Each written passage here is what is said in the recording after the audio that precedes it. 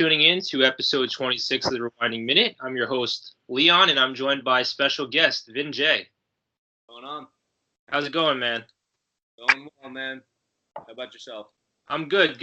I've been waiting a long time for this interview just because, I've been a fan of your music since day one, and I could say that with my heart and not just, the hype. But now it's a little bit of both. But before we get started, can you tell us a little bit about yourself? Yeah. Been making music. I was probably 15. It came a long way since then. I remember recording on a USB mic with Jake Toohey that we would just plug into his Mac at his house. And now, my producer Roy's got a studio in Soho, one at his house. So we came a long way since that. But, keep putting out music. Shout out to the Fire Squad. Shout out to Jake Dewey. Shout out to Roy's Beats. I don't know if he goes by that anymore, but does he go by Roy's Beats or does he go by just? All right, word. By Roy's Beats. He's got a nickname or two, but he goes by Roy's Beats. All right, cool. So before we jump into your rap career, let's talk about the early days with Kensington Way, my friend. Oh man! All right. So, yeah. So we had a punk band, you would call it, in middle school. And yeah, I played guitar. My homie Riley Shape played drums. Ryan Jackson sang, Nick Segretti on guitar, Alex Nolan on bass, and that was fun as fuck. And that's really funny you brought it up. You didn't think I was gonna go that deep, right? Right off the bat too. That was really funny. Yeah, so we hit recording studios and stuff, and we always talk about how funny it is the way we ended because we did one show. We got to do a show at this joint called The Edge. It was like some bar. We did that, and that was it. Never fucking practiced again. That was the peak of our success, and we just cut it. We were like, we made it. We did it. I mean, I still have one of your CDs. It's somewhere in my room, but yeah, not one and only. That's why. Yeah. So, all right. So you got your early start with the music gig, and obviously Long Island is a hot spot for musicians and artists. But tell me about the beginning of your rap career as Vin Jay. So, let's say, yeah, that was 10th grade. I started rapping. And I just started doing it for fun, obviously pulling off beats off YouTube, making freestyles. Never thought I would record it. And then Chewy, I was friends with him, and then he had a little microphone. Started going to his house, recording it on a USB mic. He also always had cameras, obviously. So he would just throw one up. We would record it. And for the time, it was what it was. I thought it was the greatest sounding thing ever. Looking back, it was trash. And then that progressed. The equipment progressed. Tui's video, skills went through the roof. And then I met Roy, and he was making beats at the time. He actually wasn't even recording, I don't think. He was just making beats. Yeah. So he sent me a few beats. I started getting on with him, made a few songs with him, my first original songs ever, actually, because everything before that was remixes to other people's beats. So, yeah, made one of those, and then since then, it just progressed. Roy got a mic, a whole studio set up, and they just kept getting, pricier, and now same with Tui's cameras, and as that's going on, then my rhyme skills are progressing, so everything is just, coming up. It's, a side note to everyone, it's important to have friends, Absolutely. So, yeah. Definitely. It's just about surrounding yourself with people with a similar vision as you. Right. So let's see how much knowledge I know about your music, your discography. Let's say. So you've done a lot of different collaborations with local people. You've done collaborations with Swagginson, Joey Dico, Anais, Delia, Ron Mack. Just to name a few, but my favorite song so far, I mean, obviously I have to really listen to it, a couple more times, but the song that sticks out to me out of all the songs is We in the Building. Yeah. That's still one of my favorite songs. I don't know about you, but it's catchy, it flows, and I I listen to it from time to time. So that was one of the OG songs. That was actually We in the Building may have been the first song, yeah, the first song I ever recorded in a professional studio. Not even like a room setup, like the boards and everything. Yeah, yeah. So that was recorded in a legitimate studio, and the sound quality still up to par because of that, And then yeah, video came out dope because Tui was doing this thing in high school too. But I don't know, it's a tad dated now compared to the style and all that, but it's not one of those videos I look back and cringe. You know what I mean? It was a good start. Yeah. Do you still keep in touch with the people that you have collaborated in the past? Obviously, your most recent collaboration is with Ron Mac 11, but dating back to a couple years and a few years ago, like your collaborations with Deco and everybody else, do you still keep in touch with them on a professional level, a business level, or a personal level? I mean, a lot of the people that I have made music with, yes, in the past years, don't really make music anymore. Okay, gotcha. So in that sense, not really. Ron, I keep in touch with still. He's got that kid's a visionary, man. He makes a song, and this kid will tell you about a movie of an idea he has for the video. Word. I've never met an artist who's so video oriented. You know what I mean? He makes a song, and then he's not like, okay, let's shoot a video. He's like, dude, so this is what's going down. Like, he has a storyline. Okay, cool. So one of your first, like, obviously it's ironic because in our generation, Facebook has started to die down a lot, and everybody's focused on the Snapchat and the Instagram. But you've kind of gotten a lot of exposure with your past videos with Facebook. So how did that turn out to be? And what songs were kind of boosted, and what artists and what pages gave you that exposure? So I always try to, even though my main focus is on certain social medias, right? Just because I understand them better and the promo behind it and all that, I always try to get it on everything, just because the more platforms, the better. Right. But with Facebook, yeah, there is this dude who hooks me up. His page, his name is Young Verse. He's an artist himself, and he promos for me. And when Black and White came out, which is a video we shot in the studio with my friend Casper, he was the therapist, blah blah blah. I sent that to him for promo, and I've sent him a few for promo, and he was like, I got a really good feeling about this one. He's like, I'm gonna post it at this time as opposed to the time I told you, because that's like a really prime time. Right. He's like, I got a feeling this one's going viral. And I was like, okay. And it fucking went viral. It got, like, after the first night, it was a couple 100,000 views, and then it kept going up. And between my page and his page, the total views was 3 million roughly.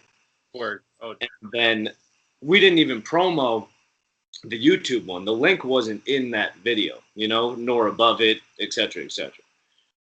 And the trickle down effect just from people seeing my name was like 15K on YouTube with no promo. Word. So the power of content promotion, and even just recognition and reputation out there. Is Young Verse the guy that did the Lil Wayne voices, or was that a different dude? Because there's a guy that had that Verse name who was probably a common name, but I don't think that was him. Oh, okay, word. So what did you and everyone else in your team felt when the numbers started blowing up? Is that something you expected, or was that kind of just like, damn, like this is real? We knew it was a good song, but not to sound cocky, we make a lot of good fucking songs, and they don't blow up. You know what I mean? Yeah. So when it happened, it was really cool to see. Like, you're refreshing it, and every time you're refreshing it, it's like 200 more views, 200 more, and you're doing it by the second. So it was crazy. But so when that happened, that was really satisfying.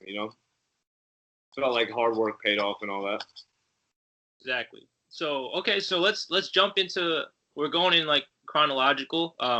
So what came first, the Divine Deception mixtape or the One Take contest for Futuristic, or was it around the same time?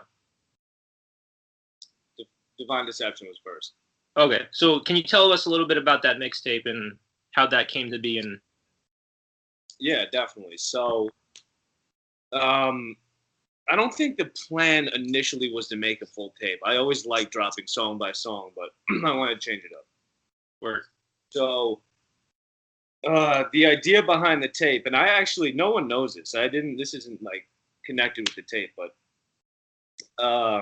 so the idea behind the tape is the first half of the tape is bangers, you know, party songs, lyrical, head bobbing hooks, all that. Literally, the second half of the tape is deep, real life topics, speaking on things besides partying and bitches, pretty much. So that is where, first of all, I like that because it adds versatility to the tape. You know, shows both. You could do both things. Right. And that's actually where I got the name from for the Divine Deception. Because it's actually reversed in the name, but the deception is the first part where you're saying, you know, party, right. It's all about getting money, bitches, etc. You're deceiving people, all that. Right. And then the divine is, you know, talking about life and what actually matters and important things. So that's where the name Divine Deception came from. Okay, so how many total tracks are on that tape? Sorry, hold on. All good. Okay. So,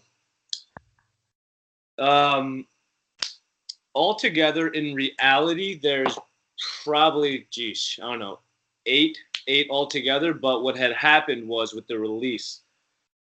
So this is actually why I started producing my own beats, which turned out to be a good thing anyway, because it's a good talent to have as a writer. But when I was releasing the tape that had, I think, 8 tracks on it, I had bought 3 beats, let's say, right? Off producers that I know, like from, you know, networking. And when I try to release them on sites like Spotify or Apple Music, when they get plays, I get paid for that. So if I don't own the beat exclusively, I can't put it on there because it's not my beat. Right. I can't get paid for a beat that is not mine 100%. Yeah. So now I make all my beats and nobody can tell me shit. So what do you use to make these beats? And how did you get any help in the early game to kind of, you know, produce them, or did you kind of just figure that part out yourself? So I use Logic Pro X, which is a fire program to make beats in and record vocals. And hell yeah, I had help, man. Everything I know is from watching Roy for however long, you know, since I've been making music, he's been making beats. So I hadn't touched a computer to make the beats, but when you're watching someone do it for 7 years or 5 years, I don't know. Yeah. If you're watching it for 5 years, you're going to pick up on something. So when I actually did pick up, I learned it really fast because I've seen it a million times. Okay, solid. So, you know, jumping from the mixtape to the one take contest for Futuristic, that one was, you know, you had a very good reception on your entry, and I think you got a lot of decent support. But obviously, there were a lot of entries and submissions. So, how did that experience be for you, and what were your expectations going in? Expectations were high going in because before I entered, I saw the competition, and it wasn't that stiff. So I was pretty excited, had high hopes. And then went to Roy's, recorded the whole thing, one take, obviously, which was rough because it was a fast verse. So it was a little breathy and all that. But anyway, so we submitted. A lot of people, and this was shocking, a lot of local people voted and supported. And that's rare. Right. Because local people don't like supporting. No one fucks with you until you're already on. Then they start fucking with you. Yeah. But no one wants to help you get there. So when you get there, everyone's like, "Oh, I knew it." And it's like, yeah. But so yeah, a lot of people that I didn't expect or that I haven't spoke to in God knows how long shared it, voted, blah blah blah. and you needed 300 shares to qualify to even be in the top 20. So I got that and then some, and then they announced the top 20, and I got in top 20. So that was pretty dope. And that also gave me so many YouTube subscribers too, just from being mentioned in the top 20. So what happened after the top 20? Were there updates along the way, or you kind of just had to wait until one shows? 20, I think they just announced. Yeah, after top 20, it wasn't like top 10, top 5. It was like top 20, and then, okay, a few days later, here's the 3 winners, third, second, first. And, yeah, the guys who won, were dope. And what had happened is, or in my opinion at least, because I had some comments telling me this on my YouTube video, is that I would get penalized for a simple video. And not so much that it's like a legitimate penalty, because I made it to the top 20, but it was like, it hurt my chances not having a creative video as well as a verse. Okay. So in your opinion, like, if, your takes with the, simplistic videos for that entry, like, do you think, down the road, if you were to enter another contest, would you rely on support, or would you try to make it more creative, or does it not matter to you? Never rely on support, because you can't count on it. You got to rely on your skill, and hopefully everyone messes with it. But for that contest is every year, and I plan on doing it again next year, and I'm gonna blow everybody out of the water. And not all rap contests are, first of all, one take. Yes. And others are, yeah, it's all creativity, man. Even if you are really good, you have to stand out from everybody else. It's fair. Yeah. So, well, I mean, congratulations for making the top 20. That's a good start for the first entry. And also, like, now you kind of have an expectation going in next year. Because like that helped give you that exposure regardless of what the results were. But before we get into your, more recent releases, because, I missed some of the throwback stuff while we were talking. You kind of reminded me when you mentioned the beats. So, like, we got to talk about Click, man. We got to talk about Click. Yeah, definitely. That has a really funny story behind it, too.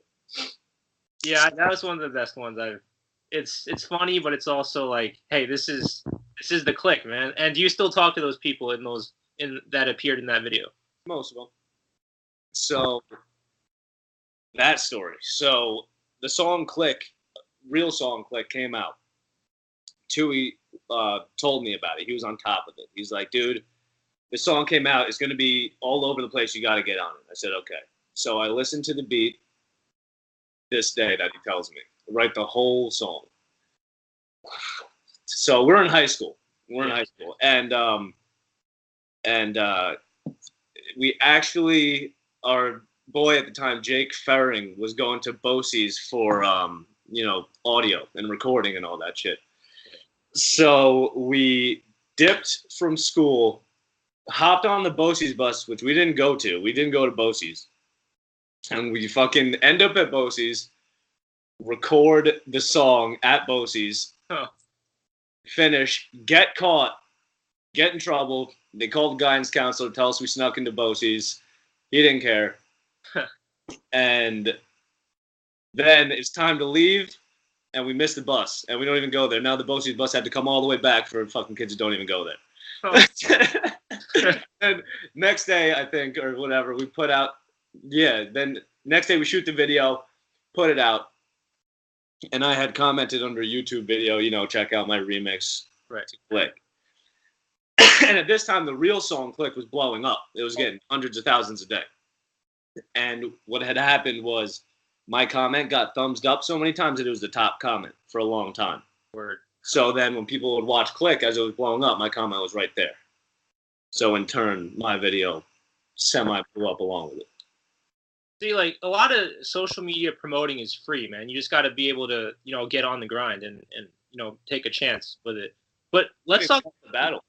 Oh, yeah, man. Wait, but, like, how did you guys film? Obviously, with the people that don't know this setting, I recommend you check out Vin Jay channel on YouTube. But how did you film at the high school. What was that? What was the story behind that?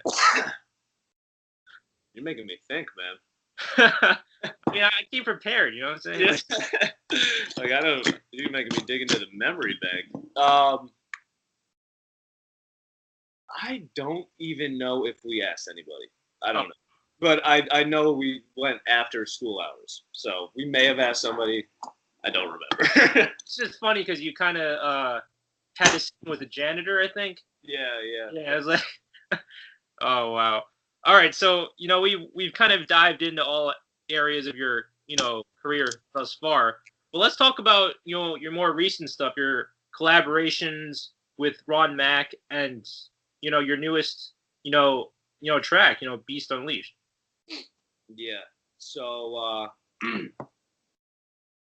the Ron Mack feature's been in the works for a while. Me and him are both perfectionists, especially when it comes to our music. So we went to the studio a few times. We laid everything down first time, but we went back and fix this, take this out, put that in.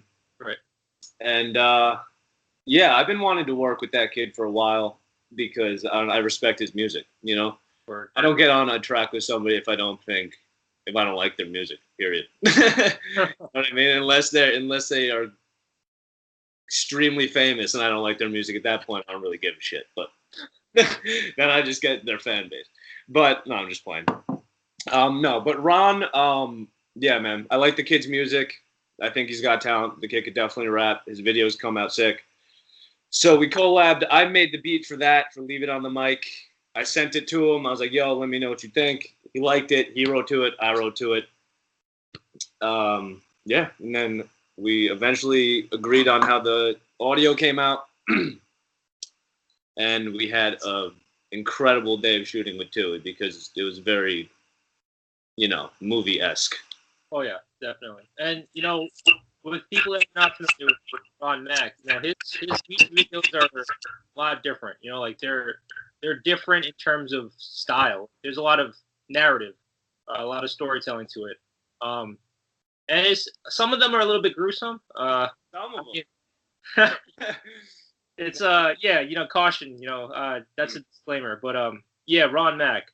But how about Beast Unleashed? I see a lot of promo for that, and you did that, without hooks. Everything is kind of just straight up verse. What was the idea behind that, and how long did it take you to go through that process? So, Beast Unleashed. So I made the beat for Beast Unleashed, and once I heard the finished beat, I was like, okay. Like, I make songs with hooks all the time, intros, verse, hook, post hook, whatever. It gets old after a while. As a rapper, sometimes you just want to get in front of a mic and go crazy. Right. So when I heard that beat that I made for Beast Unleashed, I knew that's exactly what I was going to do. I was like, I'm just rapping on this from start to finish, and I'm not going to stop. So I did. I wrote it. Go to Roy's, same thing, and then the song was finished right there. Right. And once I'm in that zone of getting work done, I'm in that zone. So I hit Tui up. I'm like, what are you doing tomorrow? What are you doing? Whatever. He's like, nothing. So I'm like, all right, let's shoot a video. Meanwhile, I have no idea. I have no plans for this video. Like, I have no scenes thought up. I have no location set up. But I know this song needs a video in ASAP. So what we did is went to Home Depot, got a shit ton of sheetrock, hung it up in my garage, spray painted the hell out of it, and then got drunk and made a music video, and it was real fun. That's the story, guys. That's the story. It kind of reminds me of, obviously, where there's another track you have, just because you talked about paint, how about Blank Canvas? That was a different story. That we had a whole thing planned out, and it worked out really well. Yeah, I could say where it was. Doesn't really matter. Okay, so we were in the what the hell is it? What are they called? The abandoned air factories or whatever in Port Jeff. Oh, word. Okay. We were in there, found a sick location, Tui's brought his insane equipment. That was the first shot. And then, you know, a little here and there in parking lots and stuff. He brought the smoke bombs. Blank Canvas was actually one of the first songs I made for Divine Deception, too. So the plan with that, was I made the whole tape, just about, maybe a song or two less. And once it was finished, I was like, so here's what we're doing to promo the tape. We're making a video for Blank Canvas because it was one of my favorite songs on the tape. I'm dropping it, getting the hype back into my music so people are, you know, aware of what's going on. Right. And then we're dropping the tape right after that. You know, so it's like hit them once and then here's the rest. Exactly. So, you know, we've talked a lot about, you know, your career and, you know, your experiences throughout, you know, high school until present day. Obviously, we have a lot of, you know, local, you know, talent as well. Are you familiar with Don Pope and Scott Blanco? And like, what's your take if you have heard of them, or have you, you know, reached out, or have they reached out to you, or what's the scene like? Because I'm not really in the game, so I don't know what, you know, how people collaborate nowadays and whatnot. So I actually was in the studio with Don Pope not too long ago. We have a song. It's just not out yet. Okay, so so we have a song. It's just need to head back to the studio. We got mix, master, change the line, blah blah blah blah blah. Word. We got a song. It's pretty much finished. Scott Blanco, is that the other guy? Yes. He records with Roy too. I've heard his music in passing. I think he's pretty good. Word. So is there? I've never really listened, but from what I've heard, he's pretty good. Word. So besides obviously I didn't know about this, you know, future collaboration with Don Pope, but are there any other collaborations in the works, or who are your dream collaborations? I'm not talking about, you know, obviously, yeah, well, whether it's realistic or just, you know, on a professional level. Do I have any more collabs in the work? No, not at the moment. I'll probably do another one with Ron again, but so I actually have a new tape coming out once we finish mixing it, and the only feature that's going to be on it is Don Pope. Actually, something funny. I got my girl on one of the hooks for one of the for one of the songs on the tape. But besides that, Don Pope is the only other artist that's on the tape. The other 8 songs are me. Okay, word. Any you know, exclusive when any time frame when this will drop, or is it just the secret for now? It's not a secret. It's just undecided. But if I had to guess, depending on how much studio availability there is, I'd probably say within a month it'll be dropped completely. Word. All right. So, you know, like we talked about the early days with Kensington Way. We've gone through, you know, early Vin Jay. We've gotten through, you know, basically this year so far. And you know, your success with, you know, entries and just networking with people that are with a bigger fan base on Facebook. Is there anything else that you want to share with the listeners that we did not mention, or you just want to share in general?